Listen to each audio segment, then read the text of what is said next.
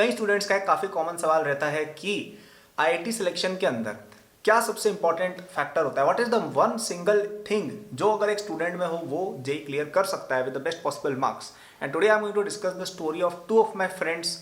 One of them reached IIT, one of them did not. बाकी सब बिल्कुल same था दोनों में। तो क्या अंतर था दोनों में ये मैं डिस्कस करूँगा। आई एम वेरी श्योर आप में से कई सारे लोग जो ऐसा सोच रहे हैं कि यार हमारा शायद सिलेक्शन नहीं हो सकता अब, या इस तरह का हल्का सा भी अगर थॉट आता है ना कि we are not good enough, आपका वो डाउट पूरी तरह से चला जाएगा after watching this video. So watch it till the end. Okay, अगर आपको जेई प्रिपरेशन के लिए फ्री नोट्स चाहिए हो देन आप एकेडमी ऐप पर जाए, जिसका लिंक डिस्क्रिप्शन में दिया हुआ है। यहाँ पे आपको मुझसे पढ़ने का भी मौका मिलेगा और ये तो फ्री है, और यहाँ पे आप मुझसे पढ़ भी सकते हो by enrolling in my courses. तो आप एक तो मुझसे गाइडेंस ले रहे हो और यूट्यूब पे भी मैं कुछ क्वेश्चंस वगैरह डिस्कस करता हूँ, लेकिन यहाँ पे आप पूरा ही जेई सिलेबस पढ़ रहे होगे विद मी। ओके, तो इसका लिंक डिस्क्रिप्शन में मिल जाएगा। I will tell more about it later on. और सब्सक्राइब कर लेना चैनल को। मैं यहाँ पे आईआईटी जेई वगैरह रिलेटेड सारी बातें करता हूँ, आपको काफ़ी हेल्प होगी प्रिपरेशन में। तो दो बच्चों की कहानी बताऊंगा, ए और बी। ठीक है, ए और बी दोनों मेरे फ्रेंड्स थे, आज भी मेरे फ्रेंड्स हैं ये दोनों के दोनों। ए जो स्टूडेंट है, ये जो स्टूडेंट है, ये दोनों पहली बात बहुत ही सिमिलर स्टूडेंट थे। ठीक है, दोनों कोई बहुत ज़्यादा इंटेलिजेंट नहीं थे, दोनों 10वीं क्लास तक केवल टाइम पास करते थे, दोनों ने कुछ पहले से नहीं पढ़ा हुआ था, कोई ऐसे एक्सट्रीमली वो कुछ भी नहीं था। ठीक है, बस एक बहुत बड़ा डिफरेंस था। ए वाला जो बंदा था ये थोड़ा चिल था। ठीक है, ये पढ़ाई को एज अ फन लेता था और ये डेली शो अप जरूर करता था कि यार ये इतना ज़्यादा टेंशन नहीं लेता था कि भाई ठीक है देखा जाएगा, होगा तो हो जाएगा, बट ये काम रोज़ करता था। इसको अगर होमवर्क दिया सर ने, इसने रोज़ सॉल्व किया उस चीज़ को, और ये मज़े मस्ती में रहता था। ऐसा नहीं था कि केवल पढ़ता ही रहता था, ये मज़े भी करता था आराम से। ठीक है, घूमने फिरने भी जाया करता था। मेरा काफ़ी अच्छा दोस्त था ये, मस्त मज़े करते थे हम दोनों भी, लेकिन ये थोड़ा बहुत रोज़ ज़रूर करता था। ठीक है, ये ए बच्चा था। दूसरा बच्चा था, ये हमेशा वरीड रहता था अपनी रैंक को लेके। ये इसका जो मतलब ये बंदा बहुत ही तो वरीड भी था, ये हॉस्टल में भी रहता था थोड़ा, तो उस चीज़ को लेके भी इसका काफ़ी रहता था। पूरे टाइम टीचर से डिस्कशन करता था कि मैं ऐसे करूं क्या, मैं वैसे करूं क्या, मैं ये बुक करूं क्या। ये अलग अलग बुक्स करता रहता था, कभी रोडो करता था, कभी ये करता था, कभी वो करता था, लेकिन हुआ इससे कुछ भी नहीं। ठीक है, अब आगे चल के धीरे धीरे क्या हुआ। ओके, ये वाला जो बच्चा है इसके टेस्ट में मार्क्स कभी कम आते थे, कभी ज़्यादा आते थे, कभी कभी डीमोटिवेट होता था। बिल्कुल हो गई यार, अगर आपके मार्क्स कम आएंगे तो आप डीमोटिवेट क्यों नहीं होगे, होता था। लेकिन ये इतना ज़्यादा माइंड नहीं करता था यार इसका, चलो रिजल्ट अच्छा नहीं गया, हम आगे बढ़ गए, नेक्स्ट रिजल्ट की तरफ मूव ऑन किए।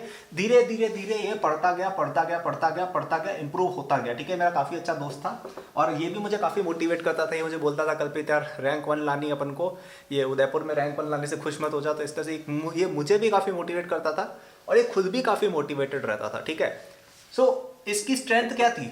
इसकी स्ट्रेंथ ये थी कि ये बहुत ही ज़्यादा कंसिस्टेंट था। ठीक है, डेली ये कुछ ना कुछ करता ज़रूर था कि भाई सर ने होमवर्क दिया है, कैसे भी करके मैं करूँगा। दूसरा, ये स्ट्रेस फ्री रहता था मोस्टली।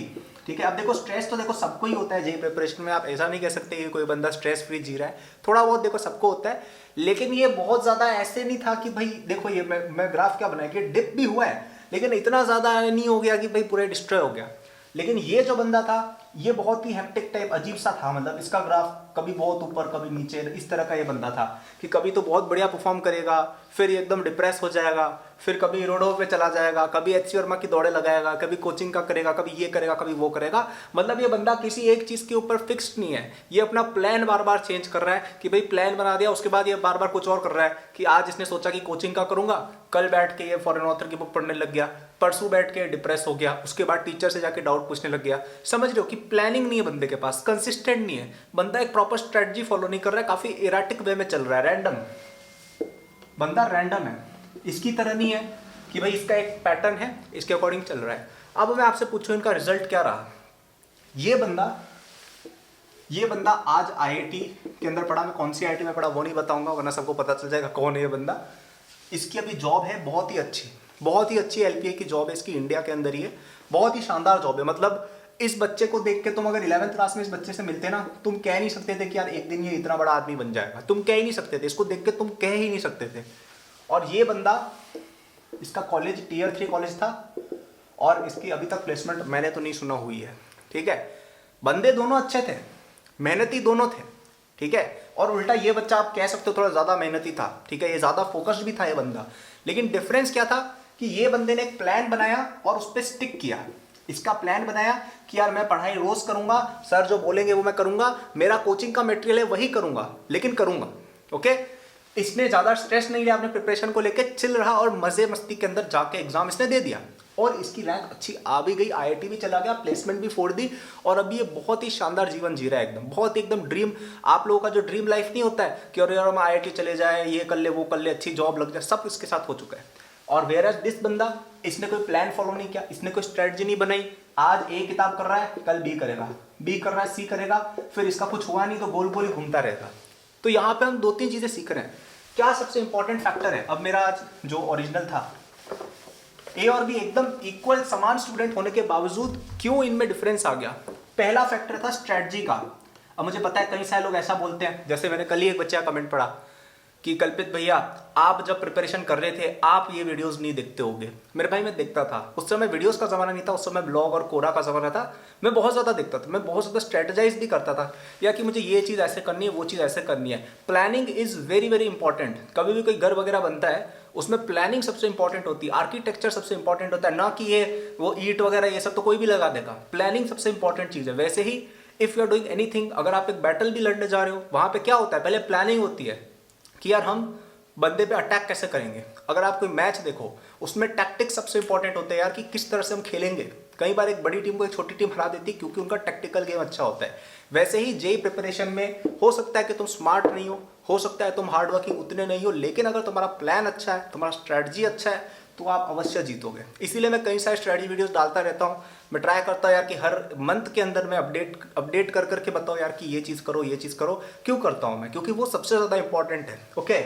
और सेकंड चीज है कंसिस्टेंसी, कि यार आपने स्ट्रेटजी बना ली, आपने अपना प्लान बना लिया, आप उस पर स्टिक करो, विश्वास करो अपने आप पे, विश्वास करो मुझ पे, विश्वास करो एकेडमी बूस्ट पे, विश्वास करो तुम्हारे जो भी टीचर्स है, तुम जहाँ भी पढ़ते हो, कि यार हमें जो चीज़ बोली गई है वो चीज़ हम फॉलो करेंगे। पहले ऑब्वियसली स्टडी करना है कि प्लान अच्छा है या नहीं है। एक बार पता चल गया फिर उस पर स्टिक करो, उस पर ऐसा नहीं कि फिर इधर उधर घूम रहे हो। ठीक है। तो according to me this is the number 1 factor, ये दोनों मिला के, कि यार कौन बच्चा ज़्यादा अच्छी प्लानिंग करेगा, कि इसने अपनी सिलेबस की प्रॉपर प्लानिंग की, रिवीजन की प्रॉपर प्लानिंग की, बैकलॉग क्लियरिंग की प्रॉपर प्लानिंग की, टेस्ट प्रैक्टिस की प्रॉपर प्लानिंग की और उस पर स्टिक किया। ठीक है। तो ये आप करें, ये सबसे इंपॉर्टेंट चीज़ है। एक डायरी मेंटेन करें, उसके अंदर ये सब करें। और अगर ये सब नहीं कर पा रहे हो, इस सब में स्ट्रगल कर रहे हो, चाहते हो यार कि तुम्हारा ये सारा काम कोई कर दे, तो आप एकेडमी बूस्ट के अंदर अवश्य आ सकते हो। यहाँ पे ये सारा काम मैं आपके लिए खुद कर चुका हूँ। मैंने वहाँ पे जिस तरह से कवरेज किया है, मैंने वहाँ पे आपको सारा पूरा जेईई सिलेबस पढ़ाया है। तो यूट्यूब पे मैंने वीडियोस डाली रखी है पढ़ाई की, यार आप देख सकते हो मैं किस तरह से पढ़ाता हूँ, आपको अच्छा लगेगा काफ़ी। तो उसमें मैंने पूरा आपको अच्छे से प्लानिंग के साथ पहले से ही मैंने उस तरह से रिविजन ही, मतलब मैंने लेक्चर्स ही इस तरह से बनाए यार कि बच्चा उनको देखे, उसको एक बार समझ में आ जाए, फटाफट से, टाइम लगा के नहीं, फटाफट से समझे, आगे बढ़े। फिर मैंने आपको टेस्ट और जो क्वेश्चंस दिए हैं वो भी मैंने इस तरह से बना के दिए यार कि बच्चा एक बार मेरे लेक्चर्स देख ले, फिर क्वेश्चंस कर ले, फिर टेस्ट दे दे, उसको वो चीज़ कभी भूल ही नहीं सकता, ऐसा उसको याद हो जाए। ठीक है। इतना बढ़िया तरीके से मैंने उसको स्ट्रक्चर कर रखा है। So if you are already studying in academy boost, आप उस चीज़ पे ट्रस्ट करें, उस चीज़ को एकदम बिल्कुल अंधे तरीके से स्टार्ट कर दो, you will absolutely kill it. Okay. और जो नहीं एनरोल्ड है, डिस्क्रिप्शन में जाना, you will find my courses. Okay. App पर तो जाओ यार, वहाँ पे नोट्स तो फ्री है, ब्लॉग भी फ्री है, ऐप तो सबके पास होनी चाहिए। ठीक है। फ्री का माल कौन रिजेक्ट करता है यार? तो वो तो डिस्क्रिप्शन में जाके आपको देखना ही है। एंड साथ ही में आई हाईली रिकमेंड कि आपको इन कोर्सेज में एनरोल होना चाहिए, स्पेशली अगर तुम्हारी प्रिपरेशन अच्छी नहीं चल रही है। अगर तुम ऑलरेडी ऑल इंडिया टॉप कर रहे हो यार, तो you can enrol, but otherwise तुम अच्छा ही कर रहे हो, राइट। अब अगर तुम अच्छा नहीं कर रहे हो, कि तुम्हारे टेस्ट में अच्छे नंबर नहीं आ रहे, तुम्हारे बैकलॉग्स है, रिविजन नहीं हो पा रहा है, 12th का समझ नहीं आ रहा है, 11th का समझ नहीं आ रहा है, that means you are doing something wrong here, यानी तुम्हारा ये गड़बड़ है, यही तुम्हारा गड़बड़ है, तभी जाके तुम कुछ कर नहीं पा रहे हो। सो उसको फिक्स करने के लिए I highly recommend you should check it out. ठीक है। तो आई होप आपको इस वीडियो से कुछ हेल्प मिली हो। अगर पसंद है वीडियो तो लाइक करना है, ताकि आपको इस तरह की और वीडियोस रिकमेंड होती रहे, मेरे चैनल की भी और दूसरे चैनल्स की भी। सब्सक्राइब करना चैनल को, ताकि आप यहाँ पे डिफरेंट तरह की स्ट्रेटजीज और क्वेश्चंस वगैरह सीख पाओ। एंड बाकी मेरे सोशल मीडिया एकेडमी बूस्ट वगैरह के लिए डिस्क्रिप्शन में दिए हुए। If you want to ask me anything, insta पे फॉलो करके तुम मुझे मैसेज कर सकते हो, मैं रिस्पॉन्ड करने की कोशिश करता हूँ। ओके। एंड बाकी everything, the app link are given in the description. Thank you for watching this video. All the best and take care.